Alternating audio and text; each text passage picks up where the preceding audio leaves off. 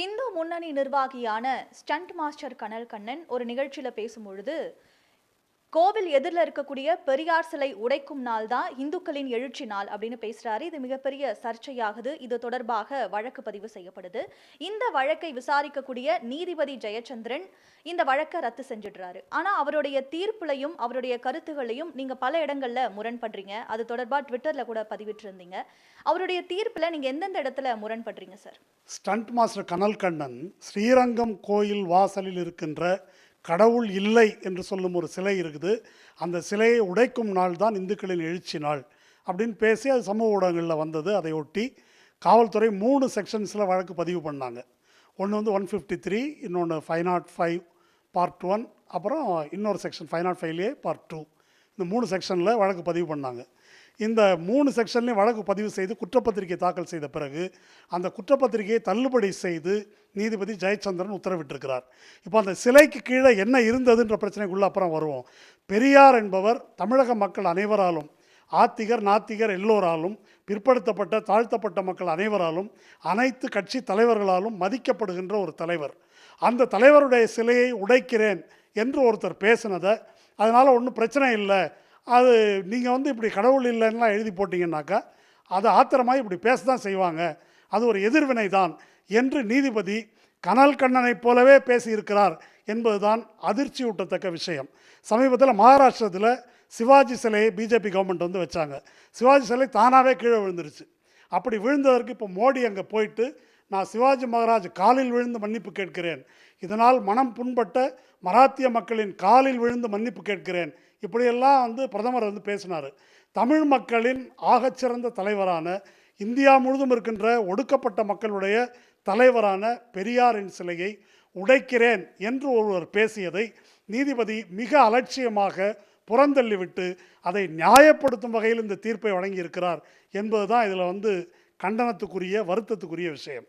இப்போ கனல் கண்ணன் தரப்புல சொல்லப்படுறது என்னன்னா, பெரியார் சிலை பீடத்துல கடவுளை வழிபடுறவர்கள் காட்டு மிராண்டிகள், கடவுளை நம்புகிறவர்கள் முட்டாள்கள் அப்படின்னு எழுதியிருந்தது அப்படின்னு குறிப்பிடுறாங்க.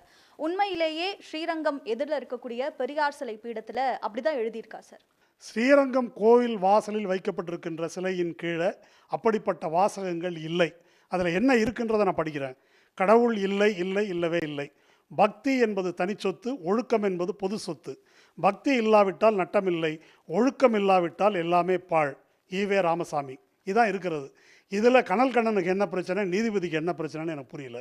இதை பற்றி பேசியதில் 2-3 பிரச்சனைகள் இருக்குது. ஒன்று, நீதிபதி கனல் கண்ணன் சொன்னதை அதை வெரிஃபை பண்ணாமல் அப்படியே நம்புகிறார், நம்பி இந்த தீர்ப்பை வழங்கியிருக்கிறார். ஒன்று. ரெண்டாவது, அந்த சிலை வைக்கப்பட்டிருப்பது திராவிடர் கழகத்துக்கு சொந்தமான ஒரு தனிப்பட்ட இடம் அப்படின்றது ரொம்ப முக்கியமானது. மூணாவது, இது ஒரு வன்முறை பேச்சு.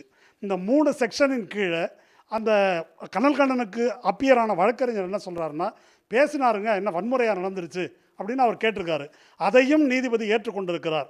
இப்போ 153 செக்ஷன்லேயே என்ன இருக்குது அப்படின்னு சொன்னால், இப்படி வன்முறையை தூண்டும் நோக்கத்தோடு, ஒரு உள்நோக்கத்தோடு பேசினால் அதுக்கே தண்டனை உண்டு என்று தான் அதில் இருக்கிறது. மற்ற 2 பிரிவுகள்லேயும் இருக்குது. ஆனால் வன்முறை நடக்கலையே என்று பெரியார் சிலையை இடிக்கிறேன் என்ற வன்முறை பேச்சை இந்த ஒரு காரணத்தை சொல்லி நீதிபதி தள்ளுபடி செய்திருக்கிறார் என்பது முரண்பாடானது.